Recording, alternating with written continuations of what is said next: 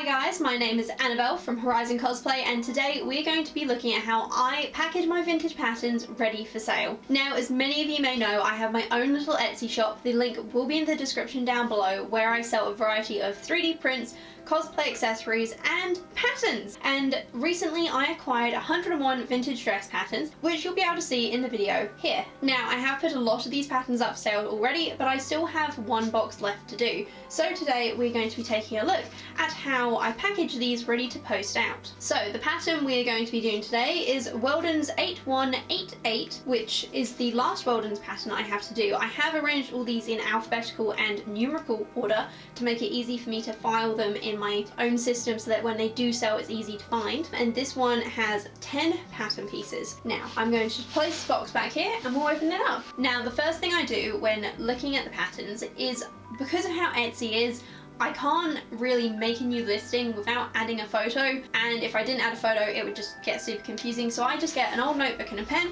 and write all the information down to put on my listing later. So we start with the brand. It is Weldon's, of course, pattern 8188, size 14. It is pattern for overblouse, and this one does not have a date on the envelope. So a lot of patterns, more or less from the 50s onwards, have patterns from the envelope, but some of them, particularly Weldon's, I find never do. So I will normally go do some research and see if I can find a date for this. I actually have already done this because it does take me a while, and I can tell you right now this pattern is from 1964. Once I have all the information down, the next thing I am going to do is list the pattern pieces. So as I said before, we have 11, not 10, 11 pattern pieces. So I'm just going to write a list of the numbers down here, and the next thing I am going to do is remove the pieces from the envelope. There is a lot of pieces in this envelope, and this is also where I start taking notes about what is included with the pattern. So first thing we are going to look for is an instruction sheet. You'd be surprised how many vintage patterns have all the pattern pieces but no instructions, and this particular instruction sheet is covered in glitter. But there is one, and I thought I saw another. Oh no, those are just some pattern pieces that have some repairs. So the other thing I'm now going to make note of is instructions included. It's at this point where I'm going to iron the envelope. Now I always have my iron set to a very low heat. However, I have ironed them as high as a cotton setting before. At the moment though, we're on setting of nylon, and I make sure that it is a dry iron, and this is just to get any wrinkles or whatnot out. When ironing the envelope, this is also where I'll take notes to if there's any particular damage on it, say someone's drawn on the front, there's any big tears. This is also where I would normally take my camera, which I'm currently filming with, and take a picture of the pattern. Now, I'm not going to do that right now because, funnily enough, I'm using my camera to film, but I'd normally take a picture of the front of the pattern and then another picture of the back of the pattern at this point before setting it to one side. Now, we are also going to just give the instructions just a real quick iron. I'm not going to bother unfolding them because, to be honest, they're folded really square already, and it's just to make sure that those creases stay in place. And now our next task is to go through all of the pattern pieces and tick off to make sure we have all included. Now, one thing I am going to note down here is that it is indeed a punch hole pattern. And after that, let's see how many pieces we have.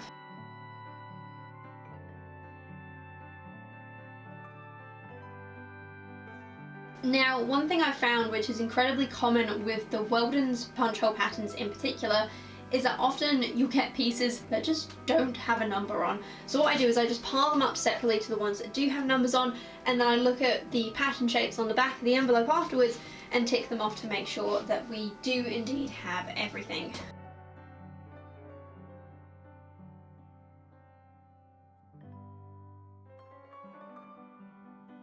Now, with two of these pattern pieces, we can see very clearly that they have been repaired or extended at some point.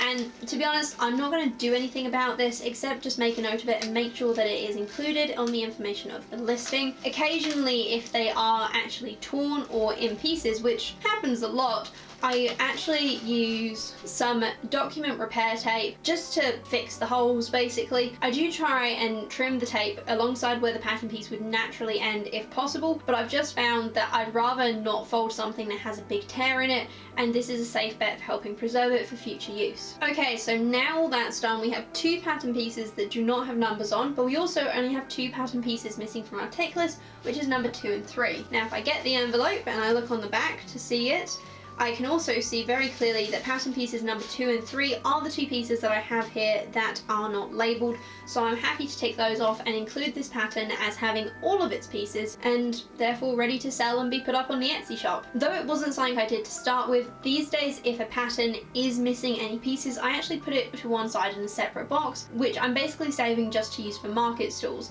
These patterns will be sold at a reduced price, and I don't feel right selling these patterns when they're missing so much in some cases. A lot of the times these patterns are still usable for the most part. It might just be a collar that's missing or a sleeve, though on one occasion it was like half the top, and that might be a bit dodgy, but the point is to put it up on Etsy particularly, I'm just not going to make my money back on those patterns, so there's no point me listing them. Instead, what I do is after I've made all my notes, I transfer all those notes onto a sticky note, which I then put in the envelope with the pattern so that I know what it is after that, put it into a box literally labelled for the market stall, and leave it there until my next market. Of course, with the local plague going around, there's not exactly a lot of markets right now, but that's just one of those things. The next thing I'm going to do is iron each individual pattern piece and fold it neatly so that it can go back in the envelope. If the envelopes are particularly damaged, I don't put them back inside, but will include them in the plastic slip that I will put them in later. I will also say while I'm here that it's fairly common for me to find random pattern pieces in the envelopes of other vintage patterns. What I do with these is simply put them to one side,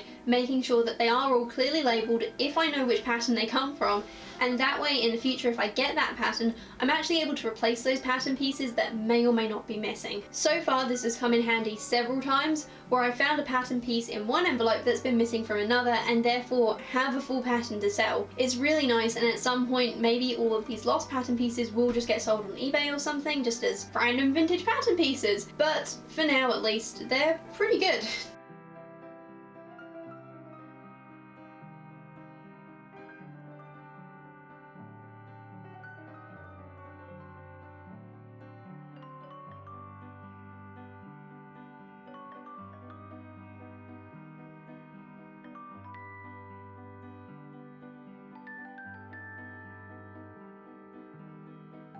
I actually find that particularly the old pattern pieces, the vintagey ones, are actually made out of a much stronger tissue paper than what we receive today. I really like this because as much as I am gentle with them, because I understand these are pieces of history that I am trying to pass on and preserve to other people that will appreciate them, it's nice to see what high quality these things were made of back in the day. It's also really, really nice that I know I'm going to be selling them to people who are going to actually use them. I'm not going to lie, I've definitely cherry picked a few patterns out of my various collections that I've brought over this year for myself. However, I've done so with the intent that once I've used them, I'm going to sell them on so that other people can experience them too, and hopefully get as much enjoyment out of them as I do. I also love seeing how the fashions have changed over the years. It's really good fun to just have a good nosy on through them, and it's nice to kind of imagine who maybe owned them in the past. For instance, I know that this particular pattern I'm using right now, the Weldon's ones, all of them, came from a lady whose mother had recently died. Now, I don't know how old she was when she died, but I can say that nearly all of her patterns are from the 60s, which means that I think she got rather into dressmaking in the 60s, and then either her daughter didn't find patterns, or maybe she just didn't continue dressmaking after that. I can also say by the amount of Weldon's patterns that she had, that she was definitely into Weldon's patterns. And this is a theme that I've seen pretty regularly, and one that I honestly have never experienced myself. So if I buy a pattern, I look for the pattern I'm looking for. I don't really pay attention to the company name. However, having brought boxes from various people, it's very obvious very quickly that some people were into Vogue, or some people liked Simplicity, some people liked Burda or Butterwick, or, you know, whichever one it was. And maybe they have a few others in their collection, but the majority of their collection will be that one pattern company, which is, you know, pretty interesting. It's not the kind of thing that I personally do, but then it also makes me wonder if maybe that company was just more readily available to them than others, and that is why they own so many patterns. So that is now all our pieces complete. I am going to quickly put a white sheet down on my ironing board so that I can take these photos. I normally just have the white sheet laying down like always, but for some reason I put it away earlier, I think because I had to tidy my ironing board away temporarily. Once the sheet's on my ironing board, I will put my iron temperature up a little bit and give it a nice iron so that it looks nice and flat. And then we will take the photos. To be honest, the pattern of my ironing board does still show through the sheet, but it's so faded that I don't really mind, and to be honest, it adds quite a good contrast. I normally try to take my pattern pictures in daylight, but particularly now it's winter, I'm having a real problem with this, and I've just kind of accepted that the flash is going to have to be a thing, and it doesn't always look amazing. I tried to arrange all the pattern pieces like this. I find they sell a lot better if the pattern pieces are laying out, and I tend to use this as the cover photo for the sale as well. So let's take this photo and we're all done. Okay guys, so for the next step for packaging these patterns, I have just some normal sellotape and this nice plastic bag. I'm trying to remember what kind of plastic it is, but I can't, but I remember it doesn't cause any damage to the old paper. Some plastics you get do, including I think the normal Ziploc bags you get for your supermarket. I actually special ordered these off of eBay, and to be honest, I'm fairly happy with them. They're not quite the size I was hoping they would be, but sometimes that's just life, and that's what the tape is for. So what I do is I just fold the pattern pieces into the instructions. I just find this helps getting them in and out of the envelope nice and easy.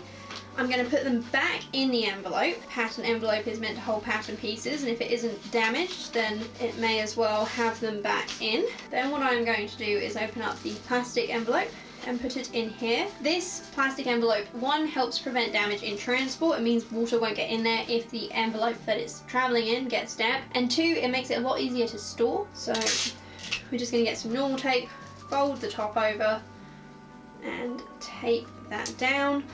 Then as you can see, there's this loose side here. So I'm just gonna fold that over as well. Just tape that down. I just like putting a tiny bit of tape up the top. And voila, we are done. Now, this is the box of current patterns I have for sale. As you can see, it's quite a lot smaller than the patterns I still have to do, and that's just because I haven't quite gone through as many as I would like yet. What I've done is I've just gotten these bits of cardboard and labelled each of the pattern brands. So at the front we have Ann Adams, then Best Way, Burda, Butterwick, Mordella. I have to admit, if this pattern was in my size, the Mordella patterns I find really nice, but so far I've only found Child's ones. McCall, Simplicity Style, Vogue, and Weldon's. So we have Weldon 8188, so we better open this up. 8389, so it'll go right in there. Slot in, and now when it's sold, it's easy to find and I can just chuck it in an envelope real quick. Thank you guys so much for joining me today. If you want to see more videos about either my cosplay business or the actual cosplays and crafting that I do, don't forget to hit that subscribe button. And if you enjoyed this video in any way or it was helpful, don't forget to tap that like button. I would really appreciate it, and it honestly does help me out so much. As I mentioned before, my Etsy shop will be linked in the description down below, specifically the vintage patterns section, so please do go check that out. I have a lot of beautiful patterns for sale, and this little haul is only the beginning. I tend to add patterns at least once a week to there, so it's worth checking back regularly to see what is and isn't there. And if you're looking for something in particular, don't be afraid to drop me a message and ask. You'd be surprised what I find in my stash. Otherwise guys, I hope you have a beautiful day, and I will be seeing you next week. Until then, bye!